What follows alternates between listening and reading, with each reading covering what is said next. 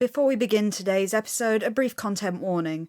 The first episode we are going to talk about today is the Season 4 episode Kaddish, which does contain themes of anti-Semitism, including some quite graphic depictions of this. Viewer discretion is advised.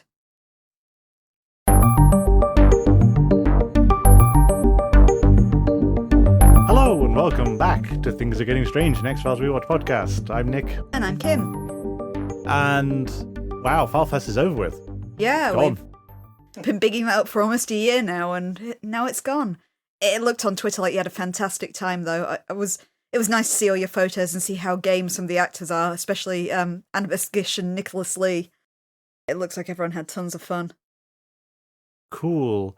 Well, in adjacent but not entirely related news, I do have some news stories. You asked me to keep an eye out for these, and I found them. Oh, go on.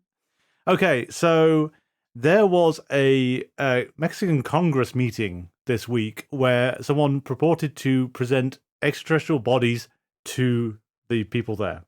Okay. A lot of scientists have called fraud on it, and it reminds me very much of an older program I saw where basically they showed mummified bodies that looked very alien, but it's like the elongated heads and the weird shaped limbs and everything. And it was basically, it's a practice of binding heads in the past, and they're basically just infant corpses that have been discovered. Okay. And these look very much like the same kind of thing again. They're claiming they're doing some DNA tests.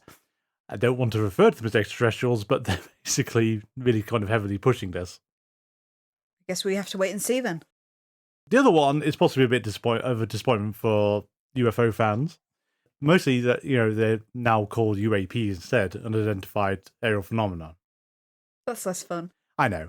NASA apparently have named a chief of UFO research, but a NASA panel has also said that none of the UAPs evidence they've had implies alien life at all. They would say that, though. Well, yeah, you're getting to the whole government cover-up and everything here, so who can say? But unfortunately, it seems like we're not going to have to be more mindful of how we talk about the black oil anytime soon. Aww. Do you have any other news, or should we head off to episodes? I don't. I've got nothing to talk about now FileFest is over. Though if you do have anything else X-Files related you want me to discuss in the absence of FileFest now, do hook me up on the social media. Any conventions you've got going, any fan things, any contests, any cool fan art you've made, just give me a shout, I'll give you a plug. Cool. And of course, when we hear anything about the reboot series, if it ever comes to pass, given everyone's on strike at the moment, we'll bring that up. Yeah. But for now, I feel we should go back to New York. You mean New York, Vancouver? I do mean New York, Vancouver. It's a section of Vancouver that we're going to try and pass off as Brooklyn. I think I was commented at the time that it's got the least landmarks of anything I've ever seen set in New York ever. Apparently that area of Vancouver that they filmed this in is the only residential area that looks vaguely like residential Queens, which is why it gets used. Which makes sense. So, of course, we're talking about Kaddish. Directed by Kim Manners, written by Howard Gordon, and first broadcast on the 16th of February 1997. Guest stars, Justin Misselli, who played Ariel Weiss. We have seen her before. In the X-Files? No, she was in Seinfeld. And more specifically, because this is actually kind of interesting, she was in The Betrayal, which was the Backwards episode. Oh, okay. That's the one where they go to India, isn't it? Yeah, she's Jerry's ex, who George is meant to be hooking up with, but then she gets back with Jerry instead, and that's part of the whole fight they get into. We also, and this was kind of a slight nuisance, we're trying to figure out who these people are, as they're all named on the cast list, but I could swear some of these people aren't named in the episode. Okay. So we also have Shannon Rowe, who played Derek Banks, who is the longest standing of the neo-Nazis in this one. Okay. The one who last to die. Last to die. He was in Biodome, Boogie Nights, The Hangover Part 2, and Buffy the Vampire Slayer. I did think he looked familiar. Tiny roles, though. He's not been a major part in any of them. And the other significant one, I thought this was kind of weird. David Wall, who played Kenneth Ungar. Now, he's the guy who talks to Mulder about the book. Okay. Because I don't think they name him once in that thing. But he is... One of his best-known roles is Hey Arnold. Oh. He's the principal. Oh. He was also in Hot Shots Part 2. Okay. He's in War of the Roses. He was in a strange film I've seen called Daryl, or Daryl, which is about a robot child. Okay. Brewster's Millions. And, of course, Cheers. Ah. In Brooklyn, a group of Hasidic Jews gather at a cemetery for the funeral of Isaac Luria, who had been beaten and shot to death by a gang of 3 young neo-Nazis. The last leave is Isaac's betrothed, Ariel, and her father, Jacob Weiss. During nightfall, a dark figure enters the cemetery and crafts a man-shaped sculpture out of the mud. When one of Isaac's assailants is found strangled with the dead man's fingerprints on his body, Mulder and Scully are called in to investigate. Scully suggests that the murder was an act of retribution and argues the evidence was staged to look like revenge from beyond the grave. When the agents visit Ariel and Jacob, their request for the exhumation of Isaac's body anchors the father. Mulder and Scully then interview Kurt Brungers, the racist owner of a copy shop across the street from the market where Isaac worked. Mulder tells him that the other 2 boys who work for him are in danger. Scully mentions there is a rumour spreading that Isaac has risen from the grave to avenge his death. The 2 boys have been eavesdropping on the conversation and are terrified at this prospect. Later that night, they dig up Isaac's grave and find his body intact. While retrieving tools from the car, one of them is brutally murdered. The next morning, Mulder and Scully find a book on Jewish mysticism buried with Isaac's body. It mysteriously bursts into flames. The back cover is inscribed with Jacob's name. The agents search for Jacob and find him in a synagogue with the hanged body of the last remaining boy. Although Jacob confesses to both murders, Mulder believes that a golem, a creature from Jewish mysticism, is in fact the true murderer. Later, Brunches is found murdered. The shop's surveillance tape seems to show Isaac entering the store just beforehand. Mulder deduces that because Ariel and Isaac were not officially married in a Jewish synagogue, Ariel created the golem out of love to serve as a surrogate for her late husband. The 2 agents arrive at the synagogue to find Ariel and the creature exchanging wedding vows. After an intense fight in which Jacob and Mulder are both wounded, Ariel declares her love for Isaac and returns the creature to dust. It's an odd episode. I don't think anyone considers it's their favourite episode, but it's certainly not one of the worst episodes. A lot of people consider it to be one of Gordon's better episodes, in fact. Yeah, I'd say that. It's also, I think, the most personal because Howard Gordon is Jewish as well. So he wanted to write a story that kind of delved into anti-Semitism and things like that because there were things he'd experienced with. So unlike a lot of these X-Files stories that are set in minority communities, at least the writer kind of knew what he was talking about this time. You can just say John Shaban. You don't need to tiptoe around it. We know who does this. Yeah, but at least it's somebody talking from experience, even though he's not part of the Hasidic Jewish community, which is infamously very, very insular and secretive.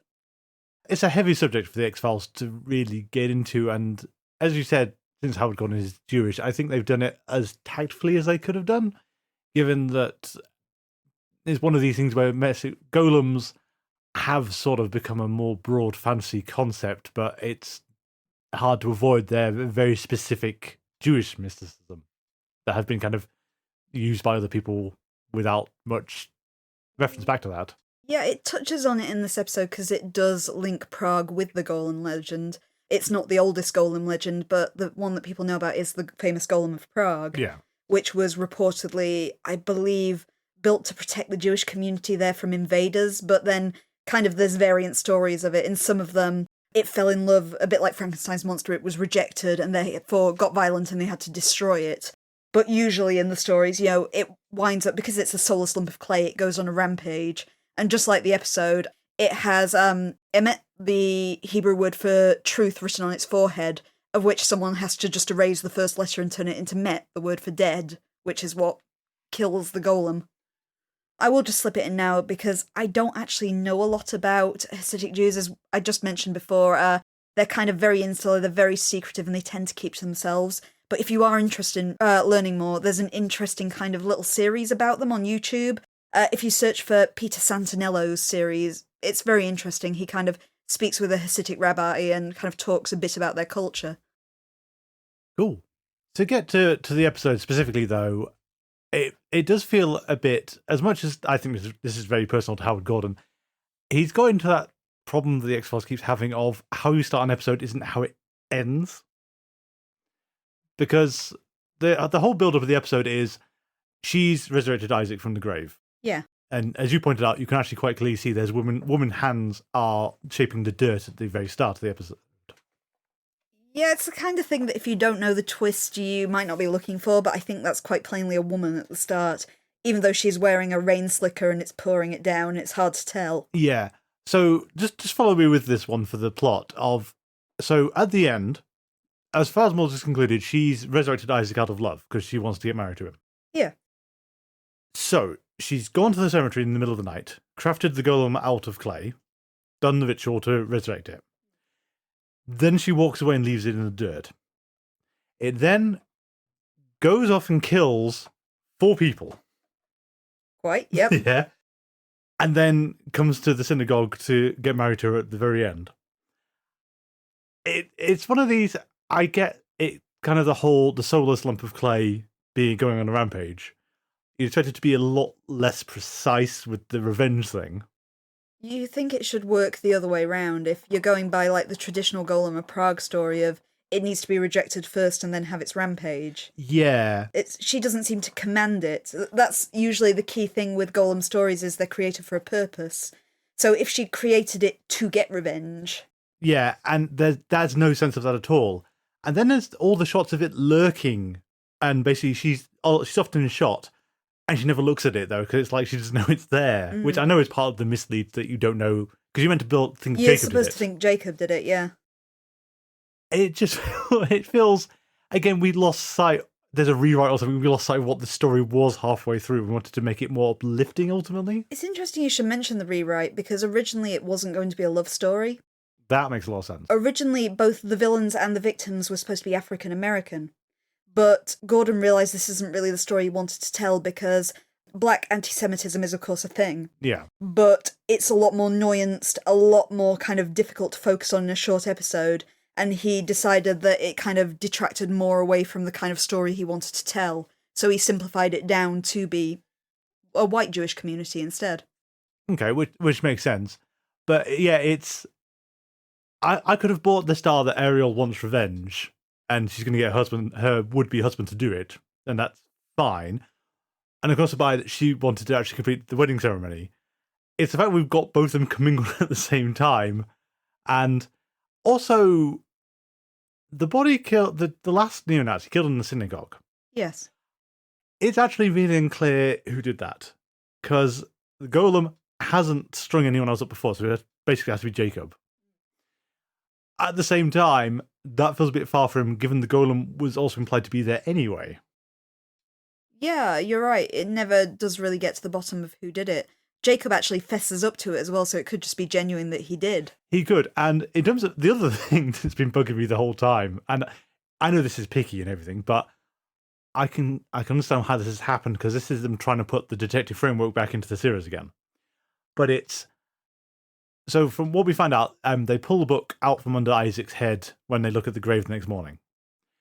So you don't normally bury a Jewish person with anything, from what they hear in the episode. Yes. Yep. The book is not a rare book or anything. It's actually pretty well known. It's got Jacob's name engraved into the back of it. Why is it there? Because she didn't dig up the grave to do the golem ceremony. She just molded him on top of the grave. You don't have to put it into the grave before the burial, before the funeral, but then you don't need the book to do that because as long as you know what the ceremony is, you've got to reference somewhere else. I don't understand how that book got in the grave, basically. It's unless it is part of the ceremony, I suppose. The difference here is this isn't kind of working like a golem story. A golem is soulless. Yeah. There's something about it. It references the meaning of the word in the episode where it's something like matter without form, body without soul, or something like that. It's not clear whether this creature actually does have Isaac's soul, or if it's just been a facsimile made to look like him. Right down to his fingerprints. Right down to his fingerprints, and right down to the fact that it seems to recognise her. Yeah, and... But also we don't know. We don't really get into what the ritual is, other than the fact... It is true, apparently the instructions to make a golem are in the Book of the Creation, but you don't find out what the ritual is in the episode beyond hearing her saying a prayer while she makes a kind of mud person. Yeah, but it just feels like... It feels spur of the moment for her to do that, like its reaction to the funeral has pushed her to do this. But for the book to need to be in the coffin, that's some premeditated stuff that she's been planning for a while. Well, not a while. Well, the not a very while, okay, brief with 2 period. days. 2 days. But you are going with, this is a Jewish ceremony, and I believe, and I'm basing this on horror movies I've seen, that Jewish funeral rites do have like a wake period. So she had plenty of time to put it in that coffin if it was required. I suppose so. You're thinking of the vigil. The vigil, yeah, which shows one of these, I forget the name of the actual ceremony, but it's like a wake. It's where somebody has to watch over the open casket for a certain period of time, which I do believe is an actual practice. And it wasn't a bad film, that one either. No, it's pretty good, actually. Shades of it follows, but yeah, it was pretty effective. But again, I don't really know a lot about Jewish ceremony, and in particular, Hasidic Jewish ceremony. So I'm just speculating based on where I've seen this in other media, to be fair. That's fair. We can agree, though, that the golem, Isaac, however you want to refer to him, has some questionable decisions. Like, it's 2 neo-Nazis trying to dig up your grave. They do really well in the middle of the night to get down 6 feet with just some spades. Leave that aside. The golem only kills one of them. He could have wiped out both of them at the same time. I know that does terrible things to episode runtime, but it's not clear why he left one alive. He has odd targeting as well, as for all intents and purposes, the guy making the horrible, horrible anti-Semitic propaganda had no involvement in Isaac's death. I mean, he was the spark that instigated it with his propaganda. Yeah. But how did Isaac know that? What? Yeah, you get into a weird thing. And again, it would be, if Ariel was directing him, that would have actually fit a lot better. But Or Jakob. But it's heavily implied that Isaac is operating completely autonomously until the date and time of the intended wedding ceremony. At which point he's shown up to the synagogue and, gets married before he crumbles to dust. Interestingly, that wedding ceremony was one of the things that inspired the episodes, as Gordon did attend a Jewish wedding ceremony where the rabbi was a Holocaust survivor, like Jakob is in this episode, and he presided over the ceremony by presenting a ring exactly like the one in this episode that was the community ring that had survived the Holocaust. Okay. So that was one of the seeds that inspired it and why he decided to make it a love story. Which is fair. I mean, ultimately, I'm still stuck on it's just kind of, it feels like it is 2 things spliced together, and you could have just had a love story episode. You didn't have to have the neo-Nazi setup for this. I know he wanted to write about it, but it feels jarring with how we end it. I don't really have a problem, to be honest, as I think the anti-Semitism point is made well in the episode. I'm not going to argue it's not made well. The treatment of it, the presentation of it, the kind of showing that because it's perceived as just being words, the police aren't interested, which also incites both sides because these words incited the violence against Isaac, and Ariel's words kind of incite the violence back against them in the sense that the golem's power comes from spoken word. This is a fair point. You've got a nice balance there. Yeah. I don't know, I was just expecting, I don't know, if you'd lent more into the Frankenstein aspect of it, sort of. I think that is ultimately what it's trying to get at, is that the murders the golem commits were not part of her plan at all. Again, it feels really odd how specific it actually was with those. Again, we say the Frankenstein aspect, it's actually the polar opposite of Frankenstein because the creature was not made from love. No. Isaac is entirely made out of love. Just felt a whole lot like revenge for the entire episode. Do you want to get into the Shakespearean part of this one? Yeah, I'm still not sure if it's entirely intentional. I feel it has to be. It has to be. I mean, there are a lot of women's Jewish names you could have picked from, and to land on Ariel and not be making a connection. Yeah, my connection, the first thing I thought when I heard her name, Ariel, is the Rings of the Tempest. It's really sad that mine was a Little Mermaid, but yours is more highbrow. Yeah, Ariel is the wind spirit, the kind of sylphish character in The Tempest. But The Tempest also focuses around a major character being a huge, powerful monster called the Caliban. And for retro sci-fi nerds, Forbidden Planet is exactly the same thing. Well, that's the plot of The Tempest. It is the plot of Tempest. It's even called Caliban, isn't it? Yeah, I think it is called Caliban in that. There's no robots in The Tempest, though. But it was the similar here that it made me think when you've got the character called Ariel and the character called Caliban. And if you want to get even lower brow than Nick's reference, there's also a big leaning into that in the theatre level of Silent Hill Origins. Oh, yes. in which you fight the Caliban at the end of it. Not sure, is Silent Hill really lower brow than Little Mermaid? A little lower brow than Little Mermaid and Forbidden Planet. Forbidden Planet at least is trying. It's Silent Hill Origins, it was on the PSP, who's played it? So yeah, we got possible Shakespearean stuff going on, which is at least a bit more interesting. There are a number of goofs, though. I seem to remember skimming over it. Like they couldn't film in a synagogue for one thing. Oh, that's a dressed up church. Yeah, and they're mispronouncing a whole load of words because they're real prayers, I think, but they're not the correct pronunciation.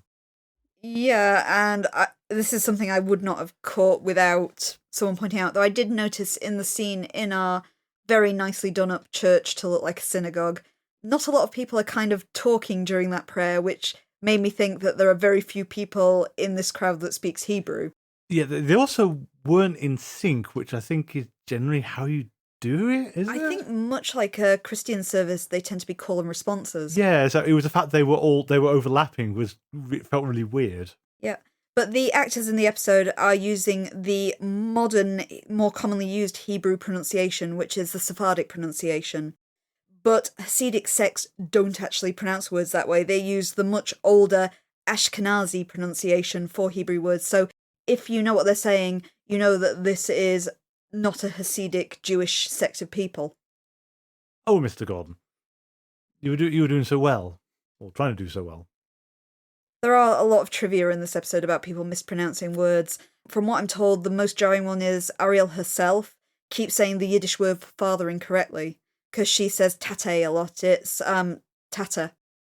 Ah, that's a bit of a big problem. Especially as it's a word she says commonly when she's talking to Jacob. Again, it's not something you necessarily notice unless you speak Hebrew, but I guess for some viewers that must be really, really frustrating. Yeah, kind of jarring. I suppose one thing to come back to in just terms of the overall episode and the themes and everything is it is, of course, curious that, well, there's two ways to look at it. It's the FBI only become involved when a white guy dies. The only reason Mulder and Scully are involved is because a dead man's fingerprints happen to be found on his body. But you can extrapolate from that, like Jacob actually does have his rant about how no one was prepared to help them when they asked for help the first time. There was a bit that jarred me as well, because it's an odd flip in the sympathies in here, is we've complained a lot of time that Mulder, despite the fact he's got a psychology degree, is not very empathic. But this is the one instance where he is. Yes. Is when they leave the wake, when they're first speaking to Jacob.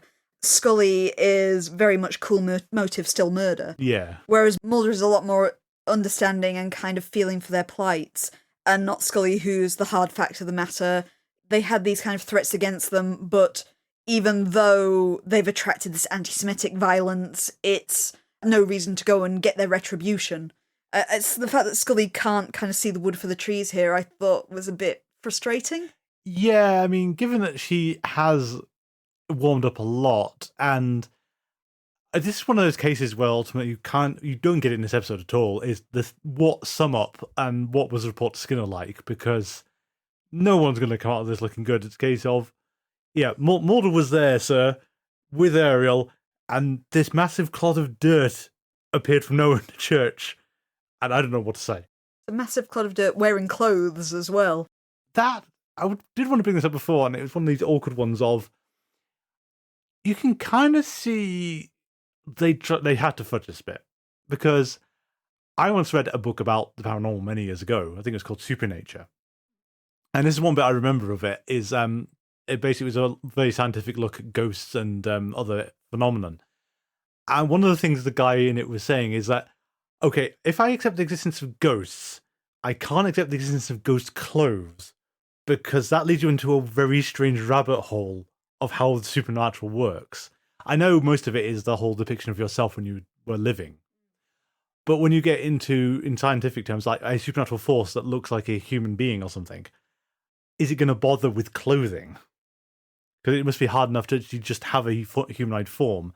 And so we get into this one of, she's made Jacob out of mud. Did she give it some clothes? Or were the clothes formed from the mud as well? Though by the end, it seems to imply that, yes, she did give it some clothes. It had a hat. I'm picturing this like my ever amusing image I have of Resident Evil 3 where somebody has to dress Nemesis. Yes, and Resident Evil 2, where someone's got to put the hat on top of Mr. X. Mr. X's hat, yeah. It's you want to be that member of the Umbrella Corporation who's Ensign Jimmy who's got to dress Mr. X before he goes out. Everyone just to draw the short straw. Okay, who gets to put the hat on? Oh, God's sake. Careful, run! Though it'd be more understanding is she wouldn't want this kind of image of her fiancé to be walking around naked, so therefore she's put some clothes on him. Yeah, but then we come back to my point about the start of she carved him out of mud and then walked away. She didn't even wait for him to get up and then took him somewhere. And she's not visibly hiding him at any point. She's actually just loosed him into the world, apparently. I should have mentioned it earlier when you mentioned her walking away, that I do like how they've got around the golem creation, because the idea is a righteous person can make a golem through prayer, but she's kind of made it from love, another strong emotion. Yeah. Which I thought was a nice explanation of why she can build this. That works. It's not necessarily making something for a righteous purpose, but it's showing that this strong feeling, these words that she's had, these emotions she's had behind them have power. Enough to animate a non-living force. I do think, and again, it's one of those things where it's slightly unfair to sort of keep harping on at the X-Files about it, but at the same time, we've seen enough stuff where it will actually keep track of things over the weeks. Is Scully's cancer is strictly theoretical in this episode. I feel it's something we could have had a mention to, just because the story is about love transcending death and things like that. I mean, a lot of X-Files episodes do centre around death. Yes. Especially when you're going into, this is a murder that's just happened, you're investigating more murders, we're going to graveyards, we're going to synagogues, we're dealing with one death that's caused other deaths, several dead bodies, exhuming graves. While this is all part of the Gods of the X-Files, this should mean something different to Scully at this point in time. Her attitude to everything should be different. This is a glimpse of what might be sooner than she'd like. And there's nothing. No. It's also a problem that runs into our next episode as well, is they just don't mention the cancer at all. Yeah. We'll get to Unrequited in a minute. It's always possible, of course, that this episode was written and okayed before that plotline was designed, or they decided to actually pull the trigger on it. We don't know quite how the internal workings of the series was at this point in time. But again, it's the kind of things like... So the example I always think of for this is the reboot of Doctor Who, when Russell T Davies relaunched it with Christopher Eccleston. And one of the things right the way through the first series of that is the Bad Wolf thing, which is just basically foreshadowing the Daleks the entire time. Mm. And you do get it in some of the other series as well. I think Neil Gaiman specifically mentioned it for The Doctor's Wife, is parts of the script were altered to make that what they were building up to in that season work. Mm. And this is something that showrunners are meant to do. I mean, admittedly, again, this is the 90s where you didn't have the same concept, so maybe Chris Carter wasn't thinking like that.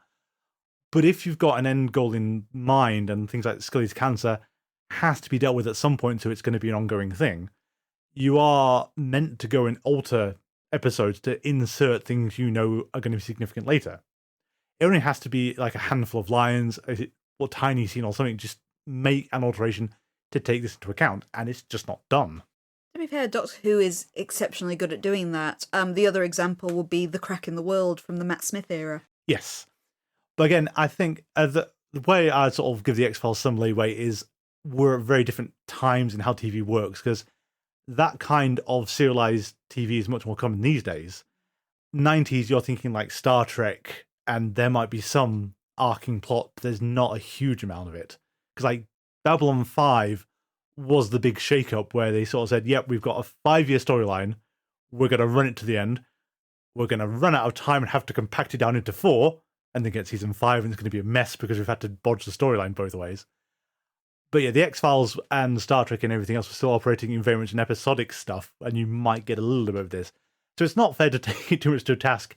It's just odd on rewatch to see that it gets switched on and off. I think it's in particular Scully's cancer, because it's so personal and it's something that should be worsening over time. Yes. Is that it's something we've been able to kind of separate the monster of the week and the mythos up till now. Yeah. But now the fact that this mythos-related plot should kind of overreach the mythos episodes. Yeah, she didn't tangle everything. Yeah, we need constant references. I mean, it was even introduced in a Monster of the Week episode in Leonard Betts. Exactly. And while Chris Carter had a hand in that one, which is presumably how it got in, this one it isn't. But on that basis, is Chris Carter has a hand in some other Monster of the Week episodes, like, for example, Unrequited. Quite so. I was going to say, this is also the problem. And the other part that gets me is Scully isn't Jewish. That's fine. This is not a million miles apart from her actual faith. There's a common root to it. There's an interesting thing, actually, is that apparently it was a large fan theory, and I don't know how they've read this into it, up until Kaddish, that Mulder was Jewish, or at least one of his parents was.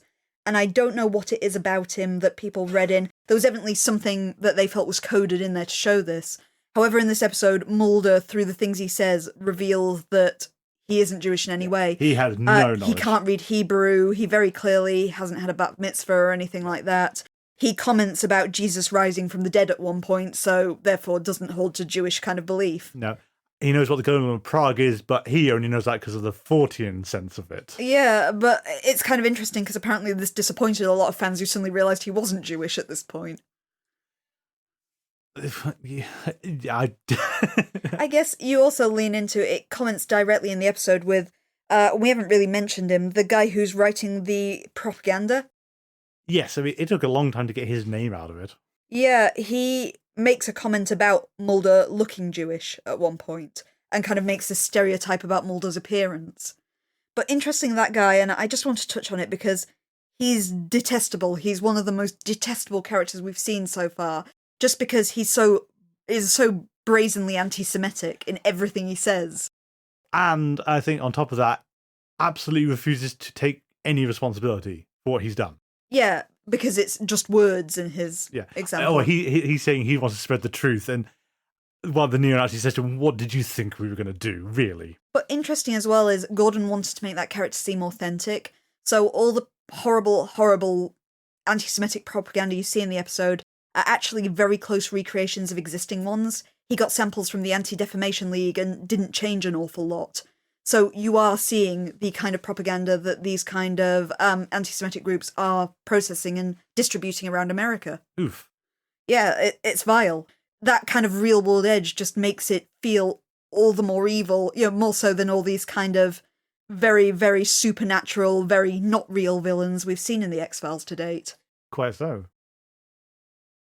Deeply uncomfortable. Mm. We keep on hinting at it, so I think we're going to have to actually get it over with. But do you have anything else before we get on to Unrequited? Just one point, because I haven't mentioned it in a long time. Okay. First aid. Oh, yes. I know exactly where you're going with this one. They, towards the end of the episode, run into the synagogue. They find Jacob strung up, choking. Again, it's unclear if he's done this to himself or if the golem's done it to him. But they cut him down. Scully says that his pulse is thready. Mulder immediately says, quick, call a paramedic. Scully makes no effort to do any first aid. Luckily, that paramedic, apparently the hospital was next door because within a minute, there are people there kind of working on him. But again, Scully, our medical doctor, cannot administer basic first aid to somebody who's struggling to breathe. She's just far too used to dead bodies at this point. She's just forgotten all her first aid training. Pop him in the recovery position. That's too much. He's breathing but not well. Can we just roll him on his side? Just minimal first aid. She expects him to be lying on their back, unconscious or possibly dead, and just lying there. This is how she operates these days. Scully, over time, has got no better at first aid than when she cured Mulder's gunshot wound by putting a blanket over him. I think it was a coat, but yeah.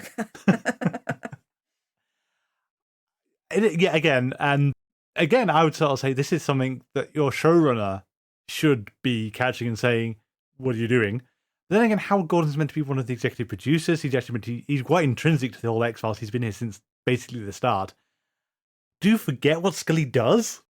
Well, I've said from the beginning as well as I think that any field agent should know the basic of first aid because they're in a position where it's not unlikely they might get shot. Yeah, unfortunately, I don't have much faith they do. But at the same time is, even if the FBI, because I don't get basic first aid training, a medical doctor should know this. Yes. And Scully is indeed a medical doctor. She said it several times. Is any doctor should know how to kind of resuscitate someone, or basic first aid, or how to kind of triage or tourniquet or anything she might need to do to stop somebody just dying in the field. Nope. She's become, as I said in Jose Chung, an autopsy doctor. I mean, I take a yearly course in this and I work in an office. Scully should know this. I know. I will just attribute this fully to the writers, or just a hilarious running joke that got out of hand. But we've delayed it long enough. We're going to have to actually get over with. Unrequited time. Unrequited time. Okay, so Unrequited, directed by Michael Lang, story by Howard Gordon, teleplay by Howard Gordon and Chris Carter. First broadcast on the 23rd of Feb, 1997. Guest stars, Peter LaCroix as Nathaniel Teager. We've seen him before. Oh, yeah. He's the trucker in EBE. Oh, of course he is, yeah. He's Dwight in Ascension, the guy Krychek clubs over the head. Oh, yeah. Yep. Yeah. We also have the fantastic Larry Musser as Denny Markham, who we've seen in D-Hand to D-Villette and Jose Chung. He'll show up in Millennium at some point as well. And I believe he's in Chinga in the next season. I think he's in Chinga as well. And we also have Scott Hylands, who played General Benjamin Block, who has been in Winona Earp and Due South. Okay.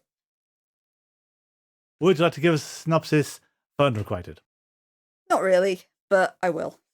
Unusually for an X-Files episode, we begin this time in media res. We are at the National Mall in Washington, D.C., where Major General Benjamin Block is giving a speech to a crowd of Vietnam War veterans. We see Mulder, Scully, Skinner, and another random FBI agent searching the crowd for a potential gunman.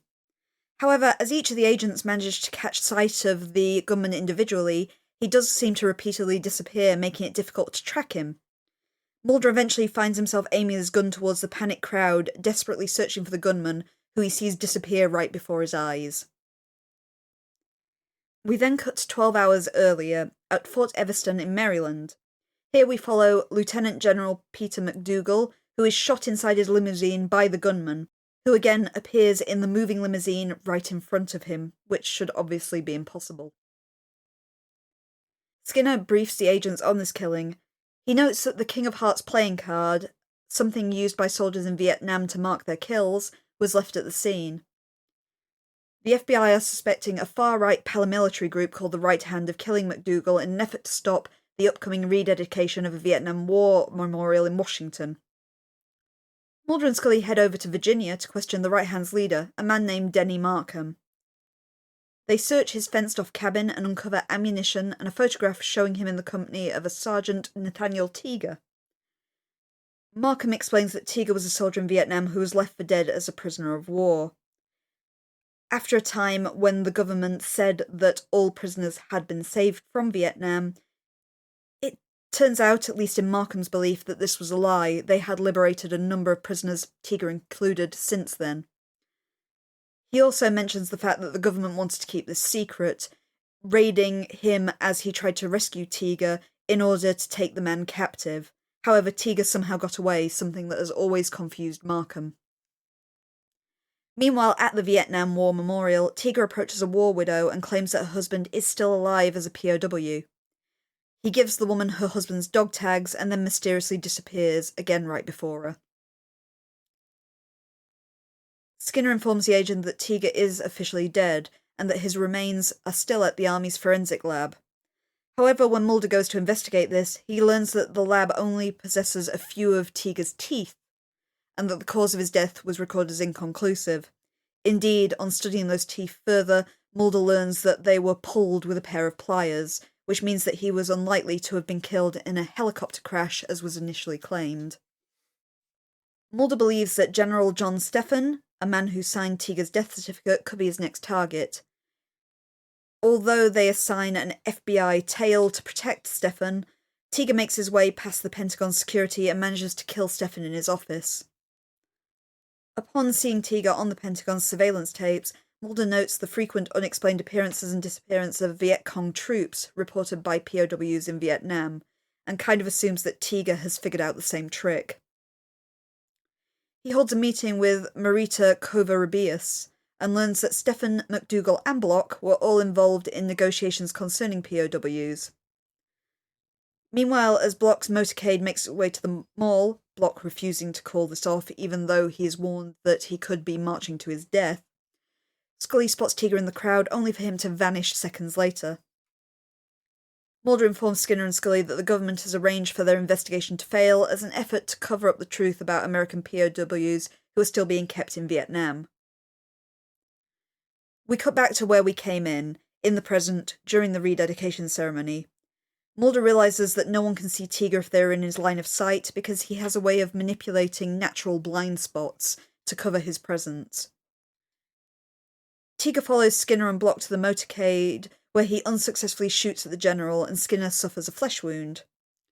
Teager is then shot in turn by one of the other agents as he tries to escape.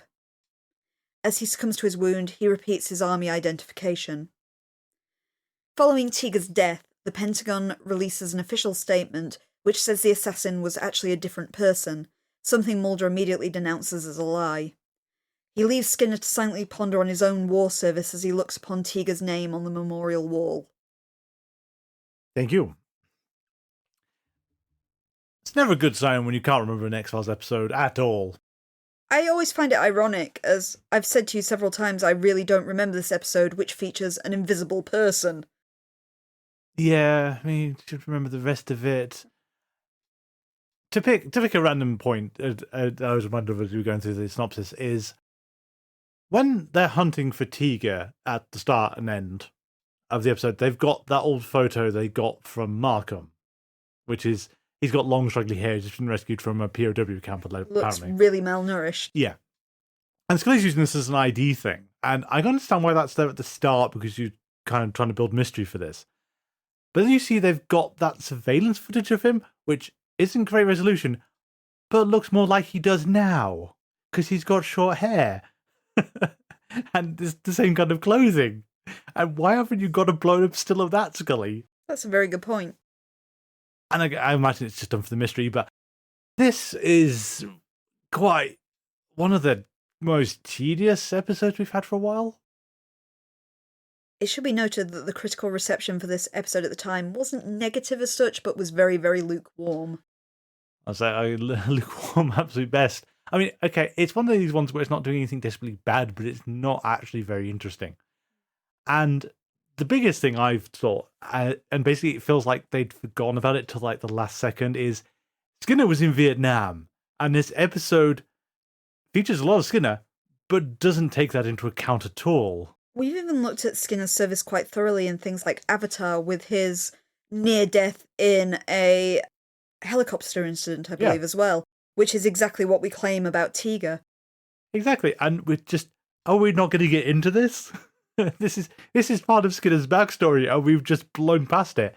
And Chris Carter helped write this. There's no excuse for how this has happened.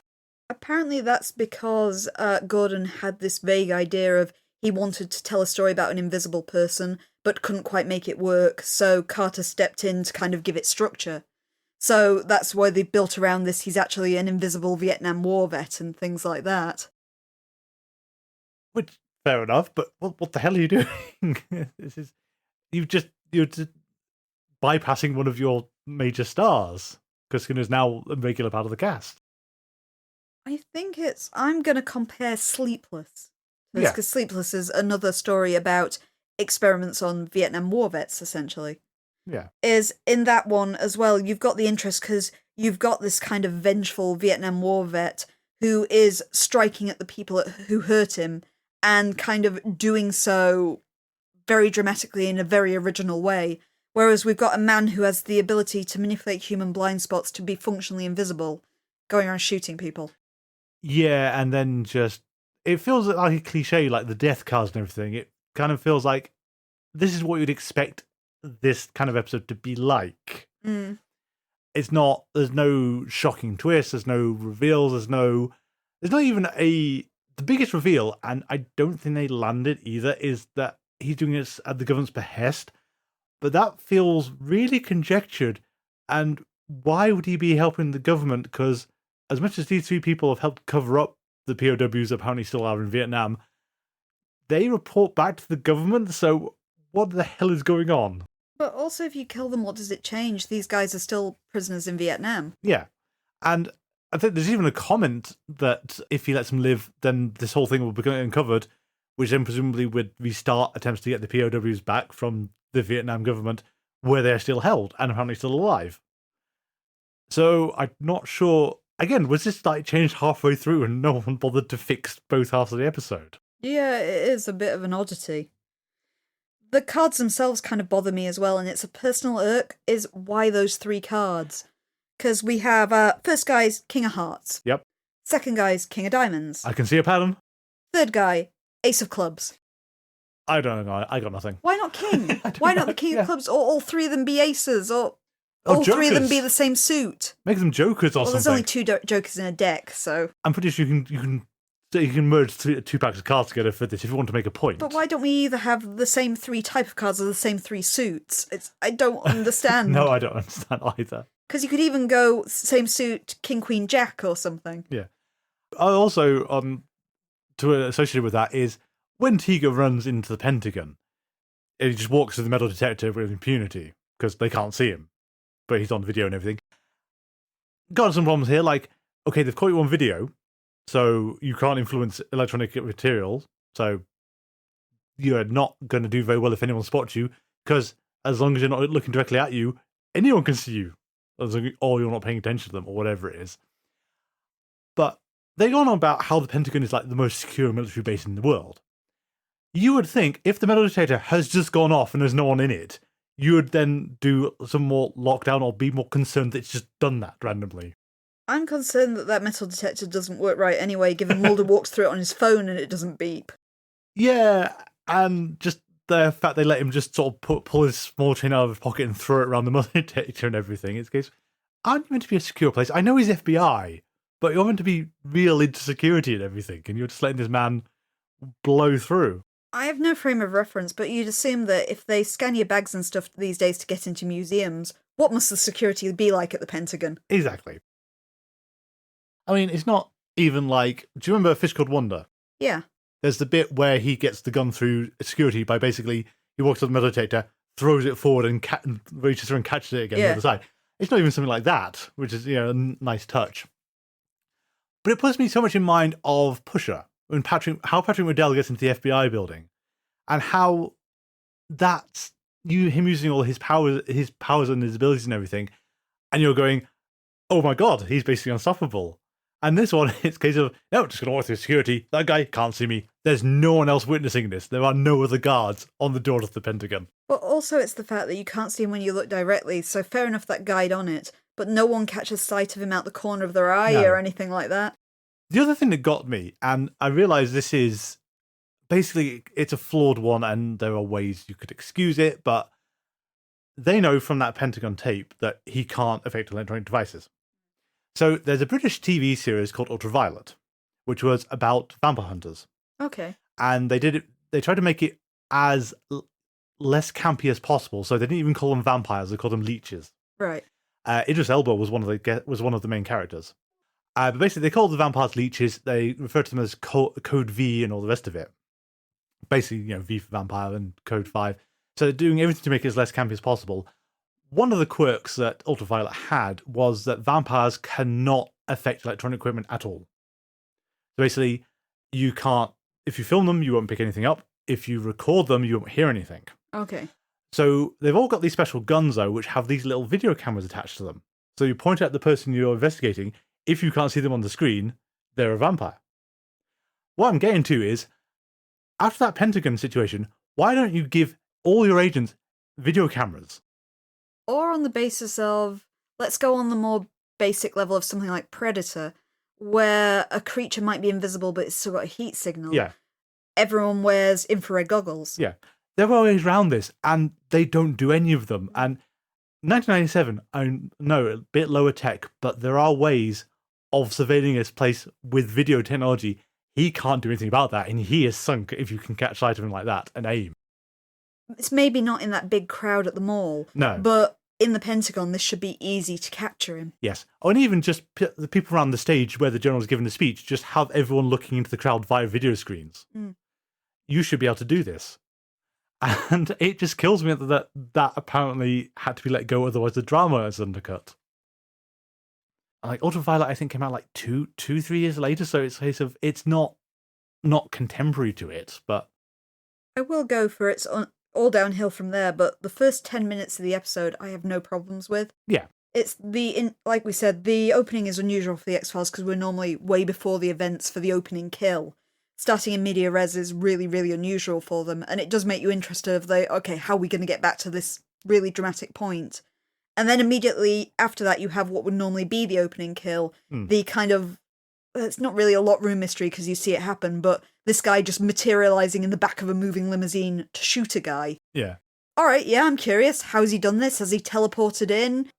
Is he actually invisible and he's fading in? I want to know where this is going. And after that, it plummets off so fast. Yeah, and I think you made the point as well of no one catching him outside the corner of their eye. It's that problem of they don't actually get into how he is doing what he's doing. We only get more just conjecture. It's a manipulating blind spot. It feels too narrow a power to be that useful. Like, you've got to be damn sure what the eye lines are. Interestingly, there is one point that kind of supports Mulder's theory, and that's the bit with the War Widow. Because when she loses sight of him, he's moving away, you can see him still reflected in the memorial, so you know he's still right in front of her. Yeah. At the same time, though, the Doctor did laugh at Scully when she suggested this might be how he just vanished. But you would laugh. You would laugh, but I think it's in terms of the size of the blind spot you would have from that kind of condition isn't big enough to hide a person. Yeah, I suppose that's your argument there.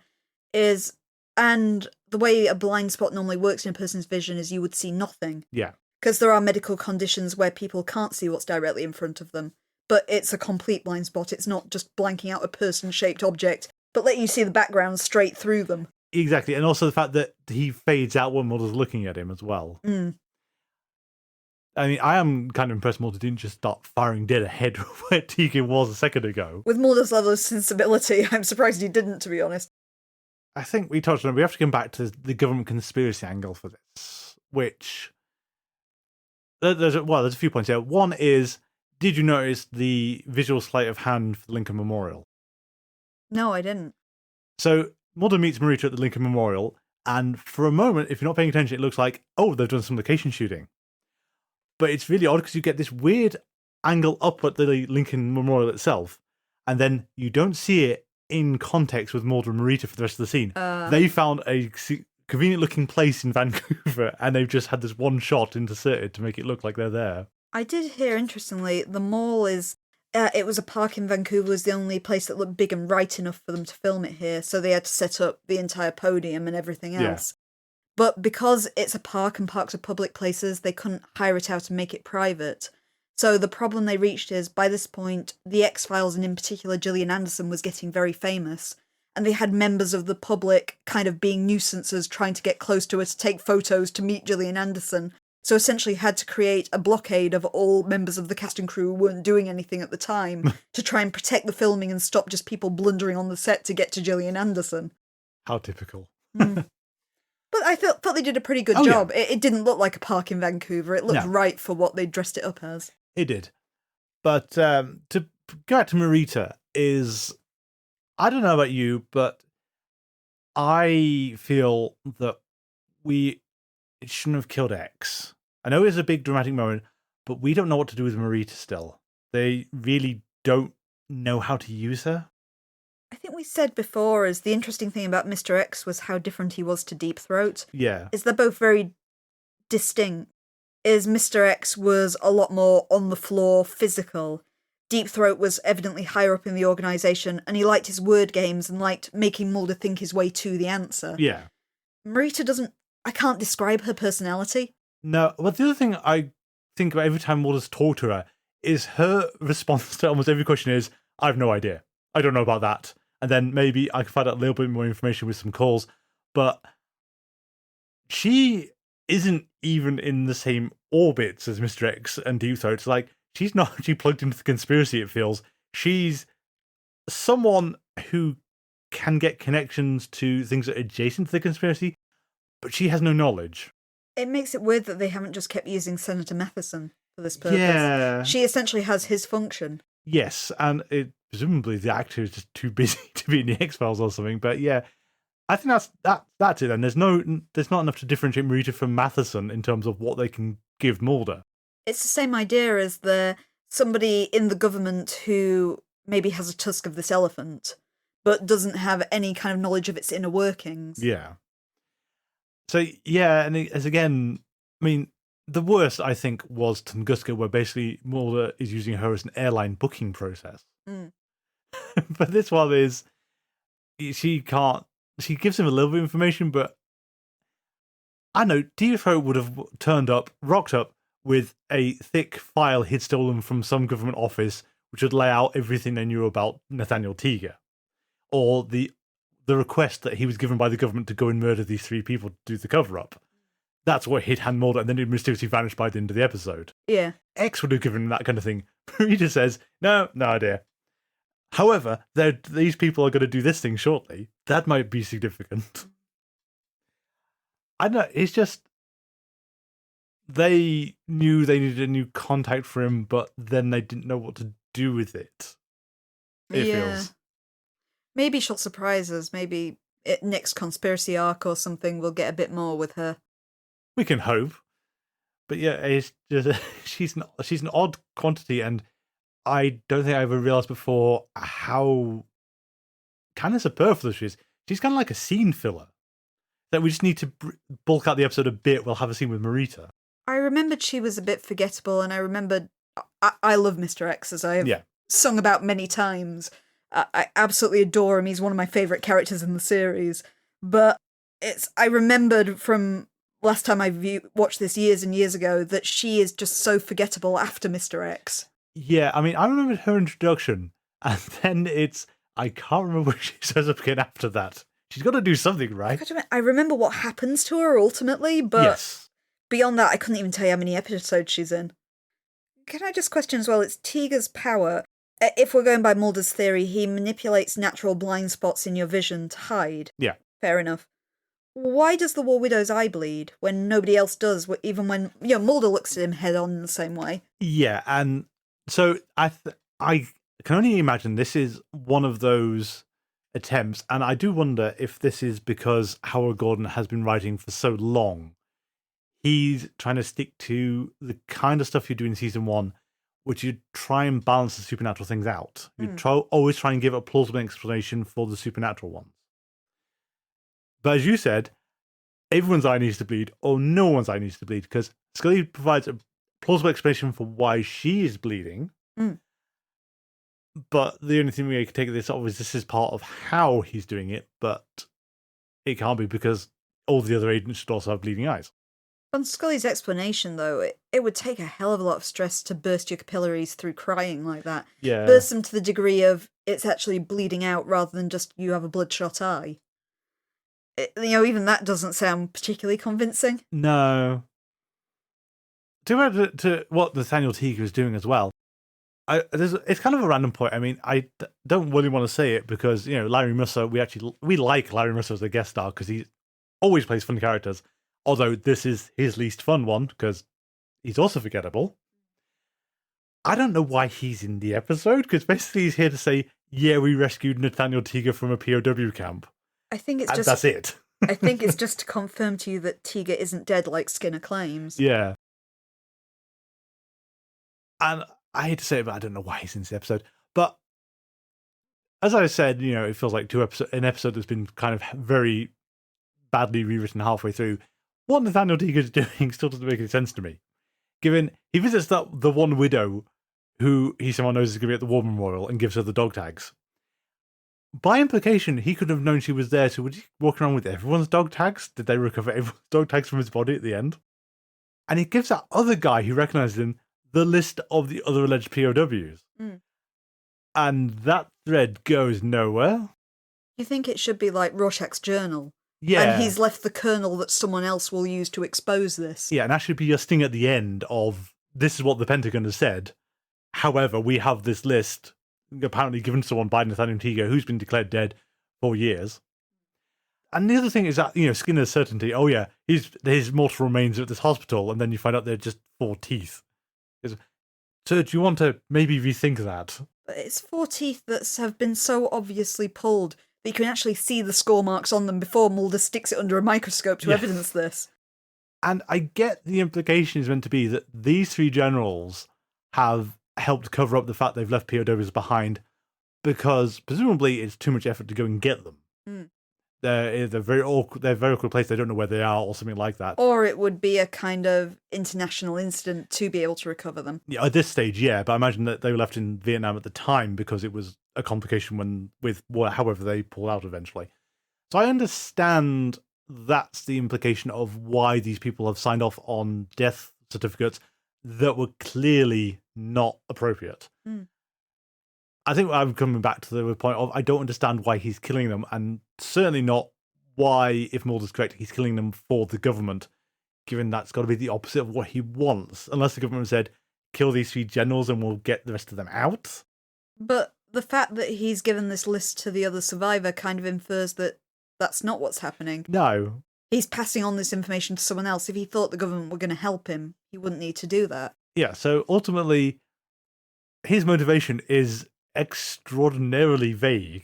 Or really quite narrow and naive. It's that you're killing this for like a personal vendetta. It's not going to help the others. No.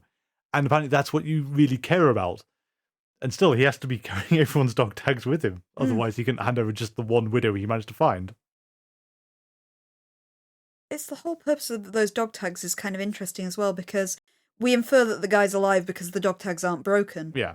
But why would he take the entire dog tags with him as this evidence anyway? Yeah, because the whole point of them is you leave them with the body to identify them afterwards. Yeah, that's why there are 2 of them. Yeah. Is you snap off one when the person dies.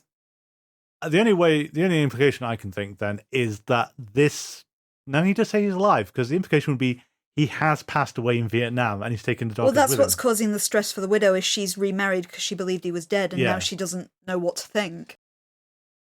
Again, I think like we've made this point a few times of the episode isn't unsalvageable, it's just focused in entirely the wrong place, because I think focus on the widow or something. You need that kind of weirdness. I'm going to go further and say it is unsalvageable, or at least unnecessary, because Sleepless did it better. That's true. I mean, we have Sleepless already. We didn't need Sleepless is an incredibly similar plot to it, and it's just way better. Well, I was just going to say, I think I mentioned at the time, we are English, as you might have been able to figure out.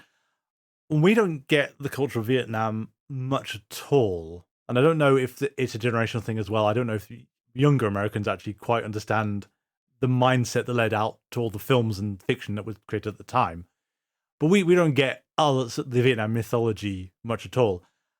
And related to that, the other part about Sleepless, of course, was he was taking revenge for the Vietnamese.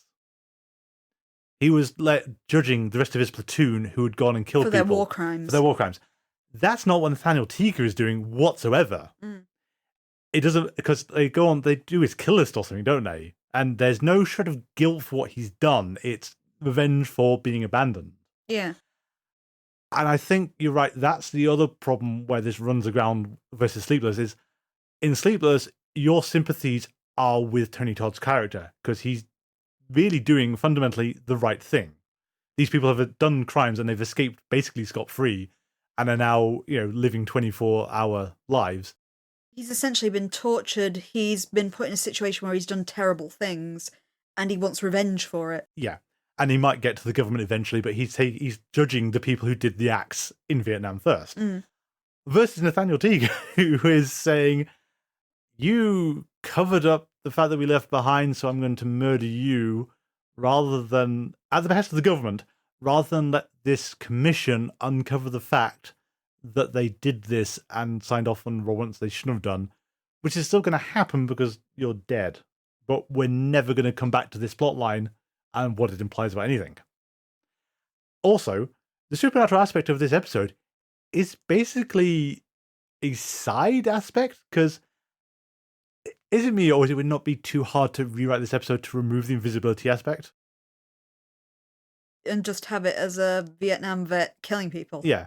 I mean, this is kind of like Hell Money, as in, this is barely supernatural. Yeah. it's just the invisibility thing, and there are ways you could have written it out if you wanted to. I think you've hit the nail on the head with perhaps we don't understand it. It's Yeah, there is that.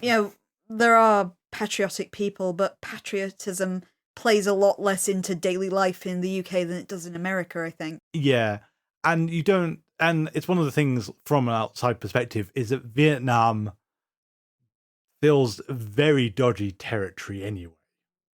But from what I know about the situation and the time frame, is what happened there wasn't entirely justified.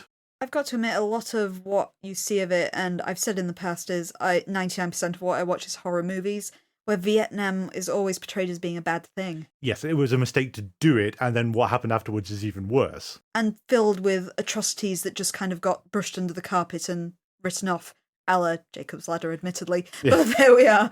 I think you got it in other films, like Forrest Gump touches on this a bit as well. Mm. And Rambo as well. Rambo. There's quite a lot of it. I mean, some snarky comedian did make a point of, it's the American point of view of, you've gone and invaded another country, killed a whole load of people, and now you're making films about how sad the soldiers are when they've gone home. It's like, what on earth is going on? Yeah, it's one of these uncomfortable areas, especially as it's almost in our time. It's unlike World War II, where a lot of the veterans of it are now deceased. Yeah. Is Vietnam, they're still, maybe 70s, 80s, but still around. Yeah.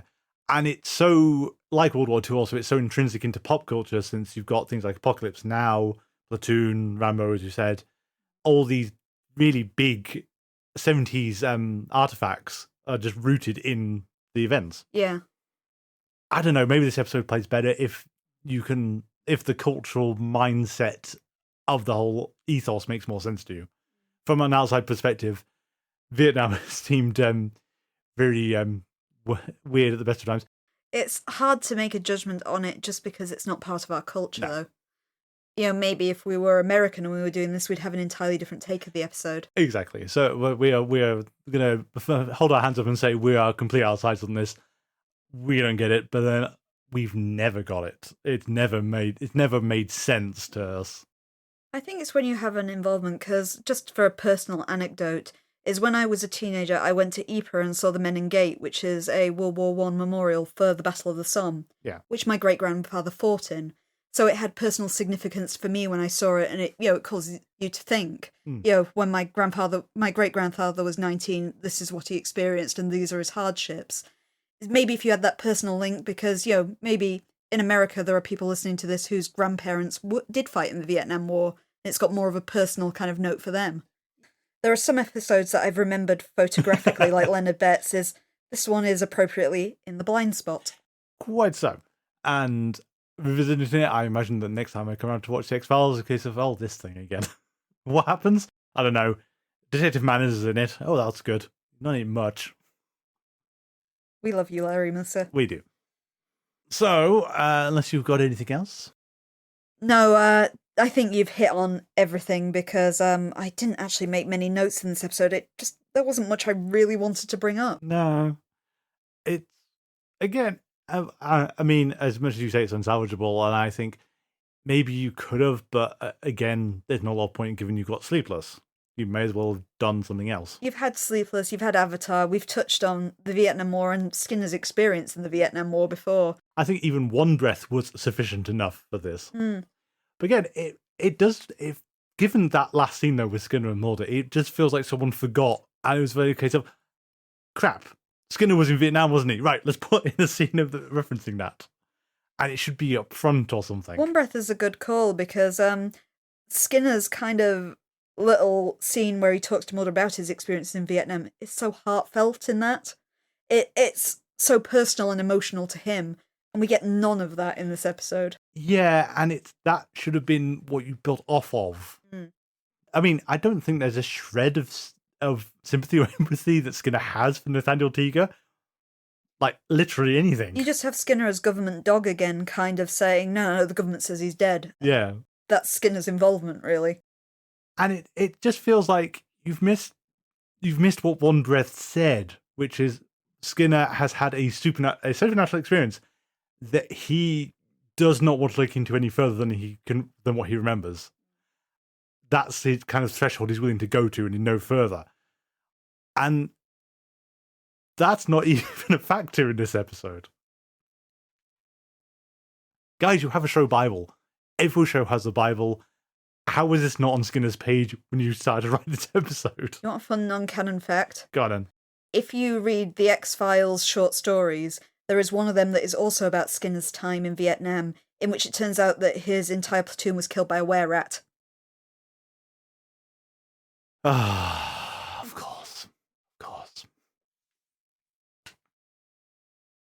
I'm proposing we move on. Well, you can't do conspiracy corner for this, because what conspiracy? We've got conjecture and hearsay. It's a conspiracy episode, but it's not the conspiracy, so no. I refuse. We don't even get like a shadowy I've seen already shadowy syndicate saying, "Oh, they've we need to arrange for him to be able to get here or something." We've got, I don't know, Marita saying some vague things to Mordred, Mordred blowing it out of proportion, and that's what we're going to go with. Yeah. Next week we get Tempest Fugit and Max. More conspiracy. And a return of Max Fennig. In the meantime, if you'd like to get hold of us, our email address is thingsargettingstrange42@gmail.com. You can also find us on social media. We're on Twitter and Tumblr, GetStrange42. We're on Mastodon, at GetStrange42@universadon.com. Or you can find us on Facebook by searching for Things Are Getting Strange, an X-Files Rewatch podcast. If you also are not sick of my voice by now, you can find me over on Twitch TV. I run a stream of whatever I'm currently playing on the PS5. At the moment, it's One Piece Odyssey, just tailing off the popularity of the Netflix series. If you'd like to watch me, that's twitch.tv/dire-not-dire. That's DYERNOTDIRE, same as my Twitter handle. A new episode streams live every Monday and Wednesday, currently at 9 p.m. BST. We have a Patreon, patreon.com/thingsargettingstrange, where we have our first of our soon-to-be redone Let's Play of the first X-Files game. You can watch what we have of it, but we're going to scrap it and redo it to get the sound quality a lot better than it was. We're a little busy over the next couple of weekends, but hopefully we'll get to that in a couple of weekends' time, and then we can start putting the remastered version up. Which will hopefully be a lot easier to watch. Please note that there are 3 tiers on our Patreon at different prices. If you back us at any level, you will have access to the Let's Play and anything extra special things that we are planning on doing in the future, none of which will be available to you unless you are on our Patreon. This will be the books, the comics, the other video games, and I'm still going to gun for the trading card game. I know you're determined. We'll find a way. I mean, we'll also make a point that the first X-Files novel, Goblin, has got some similarities to Unrequited, and as much as I don't remember liking the novels greatly, I think it's a better instance than Unrequited. Yeah. Invisible Assassins. Oh, yeah, I remember Goblins. Yeah. Was it Goblins or Goblin? Is it Goblin? I remember it being my least favourite of the novels, I admit. It's not on the level of Ruins and... Ground Zero. Ground Zero is pretty good too, Ground Zero is good. Our theme music is Envisioned by Kevin MacLeod. You can find that on Incompetech.com, licensed under the Creative Commons by Attribution 3.0. Thank you all for listening, and until next week, please remember, the truth is out there.